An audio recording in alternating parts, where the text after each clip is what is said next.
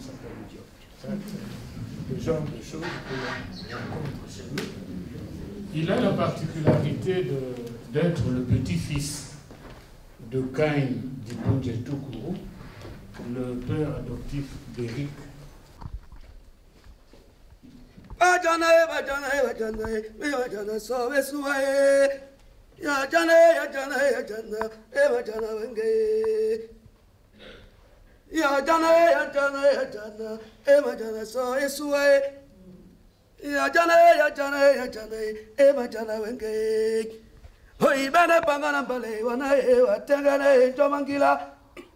Oi bana pangana mbale wana maro hasanjo mangila bikwadi we yangu mabemba oi mana pe yangu mesua we yangu mabemba oi mana pe yangu mesua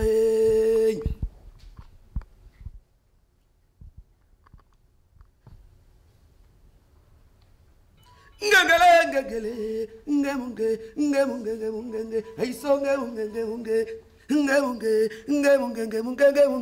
aiso ngemunge I song I song Benemengu Madiba, I song Benemengu Madiba, I song Benemengu Madiba, I song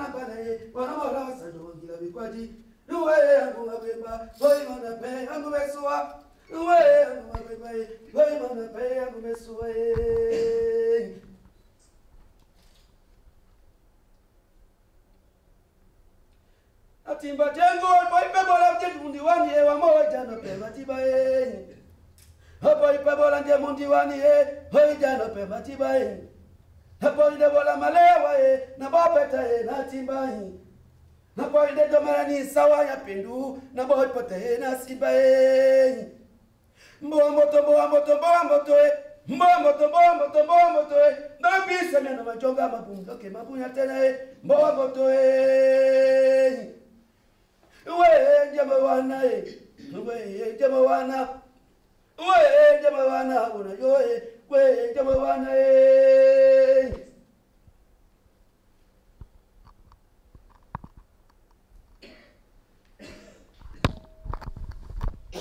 Mwenye kwenye bele yangu batite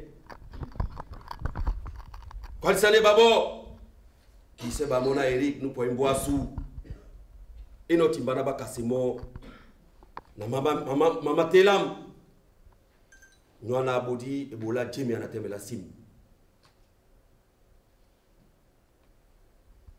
batite bio kasamo yonongomo ngamo abule nika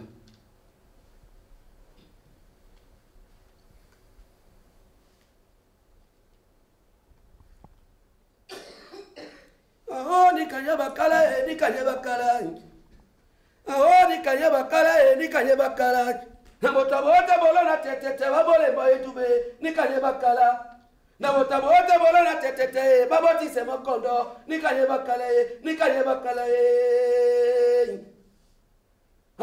nikanye bakala nikanye bakala na botabote bolona tetete babole boyetube nikanye bakala Motabote wala tetete babati se makoda nikanye bakala ya aiso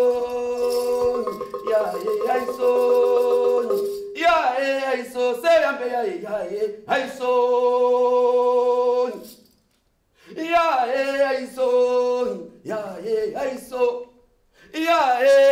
so ambe ya aiso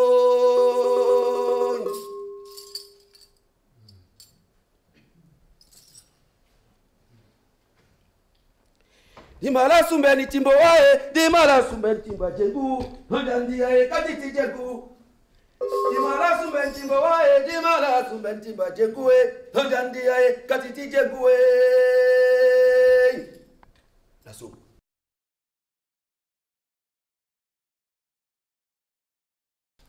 C'était un être singulier, unique, que nous aurons du mal à résumer, du mal à voir toutes ses facettes.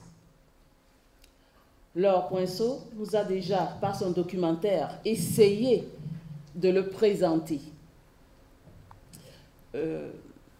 Les impératifs, comme elle nous a dit, du documentaire ont été très présents et ont fait qu'il y ait beaucoup de chutes. Nous venons d'écouter le chant de la pirogue, le chant des pirogues. Et puis donc rapidement, je vais passer la parole à M. Dean Mandingué, notre aîné, qui est un frère, un ami, un confrère d'Éric, qui essaiera de nous parler de lui comme un homme humain, mais pas malade de l'anthropologie. Après M. Dean Mandingué, le père Ouméa, ce qui n'est pas encore sur la table, nous parlera du père Éric de Rosny, ce qu'il habitait, on espère qu'il nous dira ce qu'il habitait et qui le portait, lui qui était un frère jésuite. M. Gilles Séraphin nous dira sa compréhension de son travail anthropologique, je pense, de sa recherche d'humanité. Et Madame Monique Tézolé, qui a vécu une expérience avec lui, va nous la partager, cette expérience ancienne, et va peut-être évoquer aussi un tournage. Et ce sera le vif de la rencontre, l'échange, discussion. Puis, M. Cyril de Nanteuil, le neveu du père Éronique, va essayer de clôturer un peu cet échange en nous parlant, en évoquant les actions futures de ce que les amis du père Éric de Rosny veulent mettre en place. Donc, rapidement, je passe la parole à notre aîné.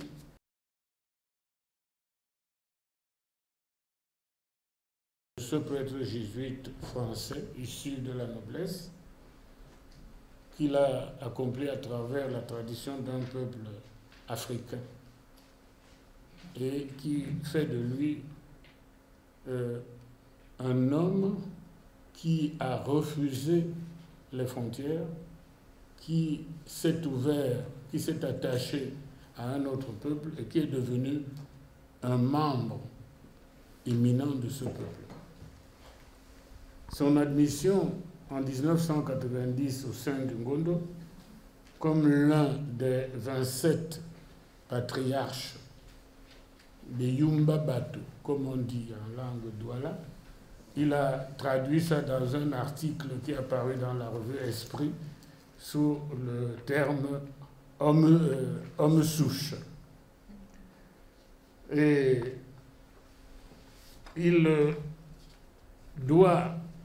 il a mérité la reconnaissance de notre peuple, la reconnaissance de tous ceux qui, comme nous, n'ont pas eu la possibilité de pénétrer dans ce monde qu'il a parcouru pendant près de 4 décennies au Cameroun, avant que Dieu ne le rappelle à lui. C'est en 1971 que Éric de Rosny est revenu à Douala après un séjour de presque 10 ans comme enseignant au collège Liberman à Douala, ensuite chargé des étudiants catholiques de l'université camerounaise à Yaoundé. Mais le mai 68 en France a eu aussi des répercussions dans tout le monde francophone et le ministre de l'Éducation nationale de l'époque, en 69, a demandé le départ d'Éric. Éric a donc dû quitter le Cameroun pour venir en France. Et ce n'est qu'en 71 que, mu par une passion, n'est-ce pas, de recherche sur la foi et la guérison, il a pu s'entendre avec le diocèse de Douala pour pouvoir revenir comme vicaire un des vicaires, parce qu'à la cathédrale de Douala à l'époque, il y avait toujours un vicaire qui était français.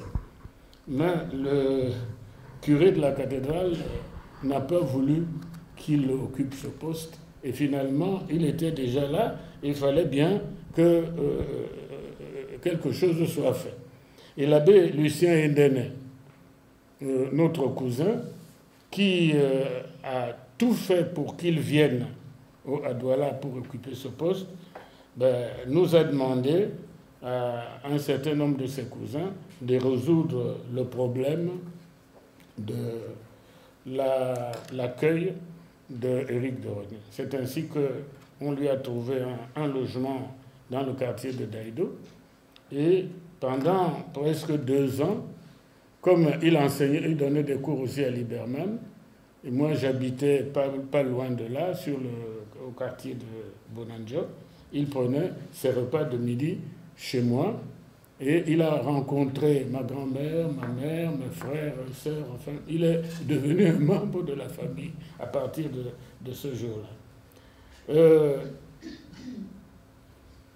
Sa résidence à Daïdo lui a permis, n'est-ce pas, de disposer de toutes ses soirées, et il y avait un guérisseur dans le voisinage dont il entendait le soir les tam-tams, n'est-ce pas, des séances de guérison, et qui s'appelait Ansignolo, comme vous avez vu sur le documentaire tout à l'heure.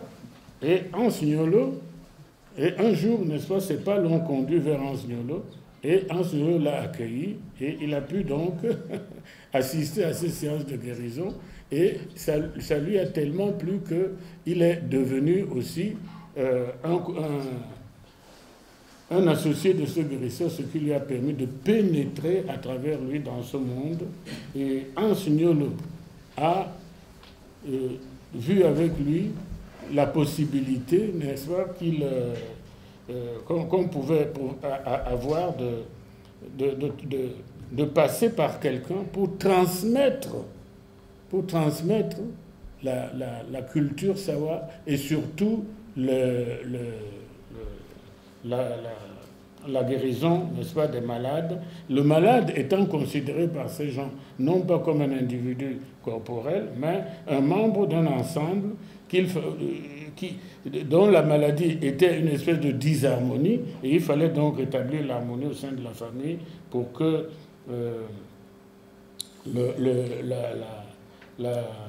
la santé revienne. Et c'est au cours aussi de sa rencontre avec Dean, Ansignolo, qu'il appelait Dean, c'était une manière pour lui, n'est-ce pas, de me faire vivre dans tout ce qu'il faisait, qu'il a rencontré aussi un guérisseur qui s'appelait Loué, et qui avait été invité au village de Bonendale pour aller aider un de ses confrères qui perdait un peu de sa puissance à retrouver sa puissance. Et arrivé à Bonendale, il a trouvé une hostilité extrêmement grande de gens qui ne voulaient pas du tout qu'un autoguérisseur vienne renforcer les pouvoirs de celui qui était parmi eux et qu'il n'aimait pas. Bon. Donc il y a eu une espèce de révolte de jeunes dont le chef actuel a parlé tout à l'heure dans le documentaire, et il a fallu faire appel au chef du Bundjetukuru pour calmer les esprits. C'est donc le chef de Bundjetukuru qui a résolu le problème et qui, depuis ce moment, a adopté Éric de René comme un de ses enfants. Toutes ces expériences, n'est-ce pas, qu'il a pu pratiquer au cours de cette période, à partir de 1971, l'ont amené à vouloir publier cela dans un livre que il m'a posé le problème de savoir comment on peut l'appeler. Je lui ai dit, mais on peut l'appeler Ndimsi. Ndimsi, dans nos langues, c'est le monde invisible. Et il a ajouté lui-même en bas, ceux qui soignent dans la nuit. Et c'est sorti aux éditions Clés en 1974. Alors, il a obtenu quand même l'assentiment des chefs traditionnels et de Ngondo pour pouvoir publier ce livre. Parce que c'était la première fois que l'on voyait dévoiler sur la place publique des choses que tout le monde considérait comme des secrets, n'est-ce pas, et qu'il ne fallait pas mettre sur la place publique. En 1975, Éric a obtenu un poste de directeur de l'INADES. L'INADES, c'est l'Institut pour le développement économique et social, Institut africain, qui se trouve à Abidjan. Il est donc parti à Abidjan et il est resté de 1975 à 1982 et il en a profité, n'est-ce pas, pour affiner, n'est-ce pas, tout ce qu'il a pu accumuler comme expérience dans le domaine de la guérison. Il a publié Les yeux de ma chèvre en 1982. Vous avez vu le livre dans le documentaire. Pendant son séjour à Abidjan, il venait aussi de temps en temps à Dakar. Nous nous rencontrions et il a baptisé un de mes enfants à la cathédrale de Dakar en 1979. Par la suite, en 82, il part d'Abidjan et jusqu'en 88, il est supérieur des Jésuites pour l'Afrique centrale et de l'Ouest et il continue à poursuivre ses expériences avec des guérisseurs comme Guéamaka à Bomono, c'est-à-dire sur la route de Konsamba, Mifundi à Kribi, et tout ceci lui permet aussi d'alourdir sa besace, n'est-ce pas, de connaissances dans le domaine de la guérison des malades et en même temps des plantes médicinales dont il a commencé à recueillir des espèces. Et comme en 1988, il a été nommé directeur du centre spirituel de rencontre de Bonham Sadi, il a fait un jardin là-bas où il a mis toutes ces plantes. Il a pu les mettre dans son jardin pour pouvoir les utiliser beaucoup plus tard pour les malades. Bien, au cours de cette période aussi, il a rencontré beaucoup de prophètes comme Marie Lumière, Mala, etc. Et en 1990, Éric avait suffisamment de connaissances, suffisamment de savoir dans ce domaine pour que le Ngondo puisse l'admettre comme patriarche, n'est-ce pas, en son sein. Éric sort aussi à ce moment-là La nuit, les yeux ouverts, en 1996. La nuit, les yeux ouverts, c'est la continuation de ses expériences, c'est-à-dire tout ce qu'il a pu faire lorsqu'il avait les yeux ouverts sur cette violence, n'est-ce pas, sur ces conflits de cette société traditionnelle. Et il a mis dans le livre La nuit, les yeux ouverts, qu'il a eu la gentillesse de dédicacer à mon épouse et à moi-même. Parce que La nuit, les yeux ouverts, c'est à Anna Edine Mandengue qu'il a dédicacé. Bon, Éric avait donc atteint, comme je dis, une maturité. Il avait songé à transmettre son pouvoir à Bernard Nkongo, qui était devenu un peu son assistant.